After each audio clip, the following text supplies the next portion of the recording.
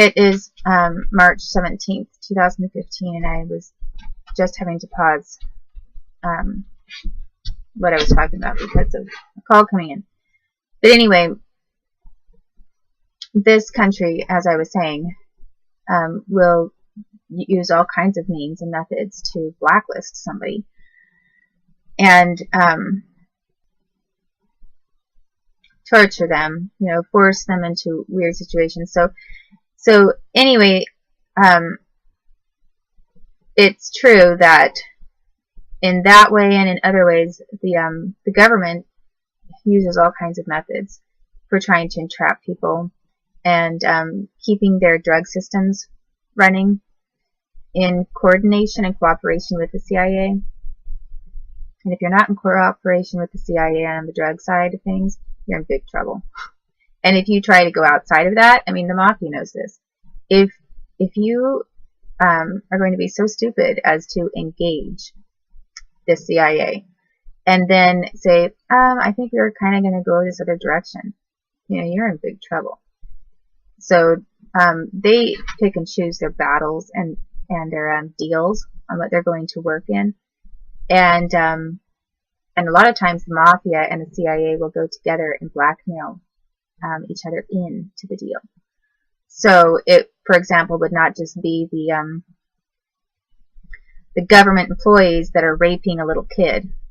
The government employees that are going to make the deal with a certain mafia person or group that they want to have work for them for whatever reason, distribution, killing someone, laundering some money for them, whatever. They will sometimes go into the deal together by committing a crime together. So basically then they would be giving the mafia some kind of assurance, hey, we won't get you in trouble because we are going to be so fully participant in this that we'll make it easy for you to prove that we're guilty, and then you'll also know that we can take you into jail and prove you're guilty.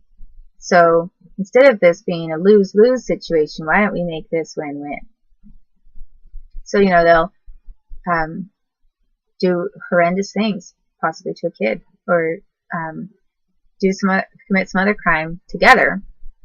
And then that's how they will seal their deal and keep it secret and assure one another on either side that they'll be protected from any kind of report that will arise from this kid or this family or whatever their objective is, company that they're targeting, that they feel they can get something out of. So there are not too many kinds of groups that will challenge that, something like that. How do you infiltrate a mafia government alliance? It's pretty hard. You can't do that, unless maybe you're some mafia in a different country and you've got a lot of blackmail against the U.S. which you want to use or whatever. And what kinds of countries really want to do that just for one kid? They don't typically use all their power and weight to get on the bad side of the U.S. by saying, hey, if you keep doing this to this kid, this is what we're going to expose you for. A lot of times these other countries might sometimes, occasionally, will feel that they can negotiate with this other party, or the U.S. will sometimes see like a weakness in somebody over there and say, okay, well, yeah, we understand that you are really upset by what we're doing to this kid, but why don't you think of it this way? You have a lot of kids that are not even getting fed, don't you? Your kids are starving over there, some of them. And that's not to be offensive or anything. We understand that there's bad situations over there, and you've been doing all that you can, and there's just some groups that are, it's not your fault. But why do you want to put all your money and effort into this one kid that we have over here when we can help you out with a lot of aid, a lot of money to feed all your hungry mouths over there? So the U.S. will pull all kinds of things. Will make all kinds of dirty deals, sometimes with a very humanitarian appearing cover. And sometimes it's to conceal one of the grossest and meanest humanitarian crimes of the century. And to get a cover for themselves for that. So, another country might feel like, well, okay, we have a problem in our country. We do need to have people fed. They do need work. They do need assistance. This would work out a lot better for our people. And hey, like what? We're going to say 1,000 people get assistance compared to one person, just one girl over there is getting repeatedly raped and whatever. That's just one person. We have a whole bunch of people over here that need help. So they'll justify it that way sometimes. And then there are some people that know that that can backfire. That when you start justifying the gross assault and humanitarian violations of even just one person, when it's really bad, and when you're pilfering money off of that kid and forcing them into a slavery situation, just to prop up, just to receive some funding from a specific source to prop up your own internal problems in your country. Well, there are some people that are a little more based on principle, who feel that the freedom of a country and the democracy of a country can be best judged by how their most vulnerable are treated. And so there are a few countries or a few individuals and officials in countries who do not want to give up the idea of freedom and the principles and values of rights of an individual to not be gruesomely tortured and raped repeatedly just so a bunch of other people can take money from them. And they see that there is something to be fought for, and that this is something to be fought against, because when you do that with a kid or an individual, it's kind of like throwing your entire philosophy away. It's like, okay, yeah, you're serving the immediate needs of a population, potentially. But while doing that, you're throwing away the entire foundation, philosophy, and basis for what you claim is so great about your country's beliefs and values. So anyway, getting off of my big podium, because a lot of people don't like to hear that at all. They feel very, very offended by it, and they don't like having anyone talk about it and suggest such a thing as even possible. But it is, because I've definitely seen it. So I'm talking about some of these conflicts of interest and some of the politics, because right now I am in a case of another kidnapping of one of my babies. And this is the third kidnapping of a baby daughter of mine in this area. It's a third case, and I am telling you that from the last daughter I had and this one, that both these ones are they're identical clones to the first baby I had. Now, how I ended up with the first baby, was it some kind of an embryo cloning? I'm not exactly sure. Maybe it was, maybe it wasn't. But for whatever reason, the next two, when you can't exactly say this is a clone of some kind when you just find yourself, delivering a baby and you see it for the first time and take pictures and, love your baby. But then, okay, you have another baby and the baby's identical to the first one. You realize, okay, this is not typical. And human cloning is a reality in this country. It has been for a while.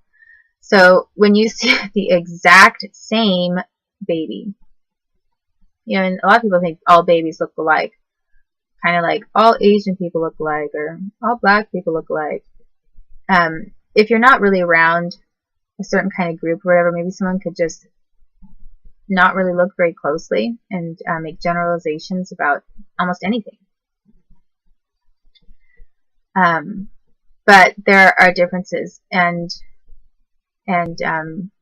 unique qualities to babies. All babies look different. You know, they do not all look alike. And babies that I've had, the two that I had after my first baby, are identical.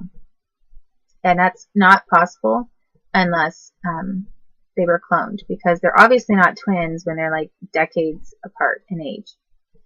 My son that I had was not a clone. And I haven't had another baby that suddenly looked like my son. You know, haven't noticed any clones of my son. But that's not to say that they can't do that. You know, with maybe brain stem cells or umbilical cord or spinal cord fluid or maybe tissue. Or embryo. I'm not quite sure how they do their entire human cloning processes, but it's possible. And as long as they have a living person or even a dead person, I think they can clone from someone. So, you know, it's even possible. I'm not saying that this has happened, but it is even it's theoretically possible for someone to obtain a tissue sample or some kind of a sample from my son, who is not a clone, and to create a clone from it by using the scientific methods that they use to do cloning. And then, you know, creating some kind of a clone from biological, you know, parts of a human being. They could then, if they are successful in generating an embryo with the same DNA, exact DNA of that other first person, they could then theoretically take that embryo and implant that embryo into anyone. You know, they could take an embryo that they cloned of my son, for example, and ship it out to Canada and tell Canada, okay, see if you're successful in getting this clone implanted in Ms. Drew. And if Ms. Drew then knowingly or unknowingly has a baby and it looks exactly like their original that they were cloning from, then they've made a successful clone, and now they have a clone that is identical in appearance to the original who is in the U.S., and now they have one living over in Canada, and maybe not many people know about it.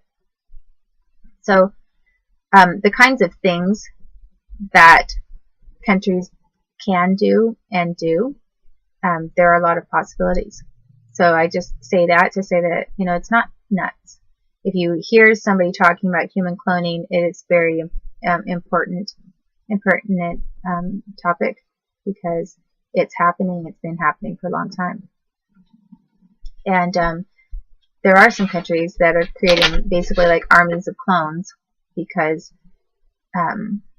well, for obvious reasons. You can think of all the advantages that one might have in that situation. Personally, though, I feel that all cloning is, human cloning is wrong under any circumstances. I completely disagree with it, and I am against it. Does that mean I'm against my daughters who I gave birth to who are clones? No, of course not. I mean, I love my daughters, and they are my daughters. They're not the government's property. But there again, the government assumes and feels that they are, that these girls, that my babies are their property, because they feel that they're justified taking their clones since they created them, quote unquote. They don't even, they act as if they are the mother. and they are the biological parent because they think they are God. They think they are the creator of the universe and of all their little clones.